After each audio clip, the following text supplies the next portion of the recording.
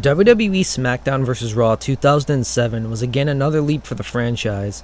This time having the power of next-gen consoles, this game further advanced the features of its predecessor, trying even more to deliver realistic matches and gameplay, but also maintaining the fun that this series was previously known for. Like I said in the last video, it was the drive for realism that began with Smackdown vs. Raw 2006 that would kill the series in future games. However, Smackdown vs. Raw 2007 is a worthy sequel to a great game. So in this video, I'll show you 5 facts about Smackdown vs. Raw 2007, and maybe some of them will be entirely new to you as we continue this series looking into the history of the Smackdown games.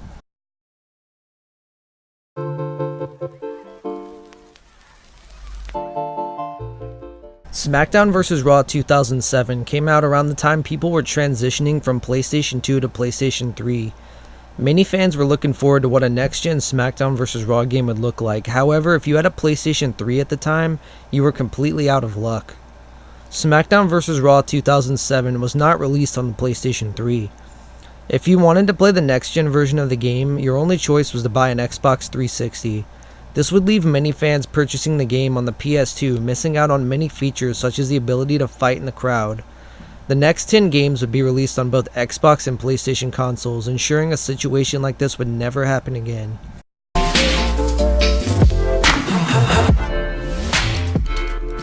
Featured in the game was a change to the controls. Instead of pressing circle to do grapples like in previous year's games, now you would use the analog controls to grapple your opponent.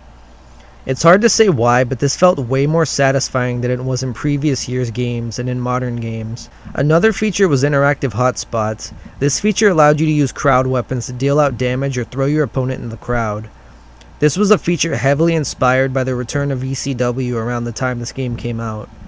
The last new feature was crowd fighting. While it doesn't really feel like crowd fighting in my opinion, this is still a fun feature. There was a side area with weapons where you could brawl with your opponent that was contained in the crowd. Many games would try to incorporate crowd fighting into them, and fans would glitch their ways into the crowd in many titles. It's hard to not see a resemblance in these features and the features in modern WWE games because in my opinion they are exactly the same. Whether they are done better or worse is for you to decide.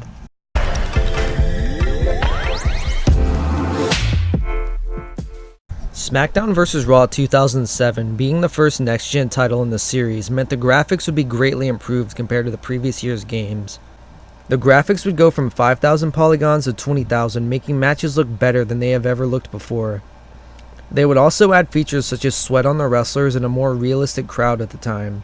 Graphics have gotten better and better in WWE games, and hopefully we will get to a place one day where they look as good as they do in the trailer for Smackdown vs. Raw 2007.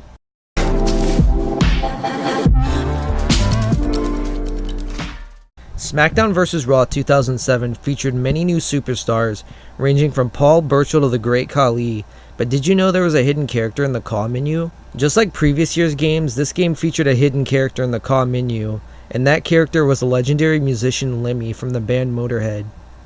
If you don't know who Motorhead is, they're the band that sings Triple H's theme song and have performed live at WrestleMania on a few occasions. While this is bizarre, this is still nowhere near as bizarre as other hidden characters from past games in the series.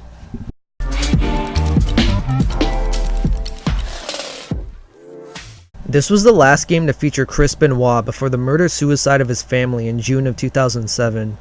While you would think this wouldn't affect the video game too much, this affected the entire wrestling industry as it's one of the biggest tragedies to ever happen in wrestling. Chris Benoit was a great wrestler and I loved playing as him in older games in the series, and it was sad that someone you enjoyed watching for so many years would do something so horrible. To this day, people still make calls of Chris Benoit in every WWE game that comes out. I like to think it's an honorable tribute to the man Chris Benoit was and not the monster that he would become on that fateful day in 2007.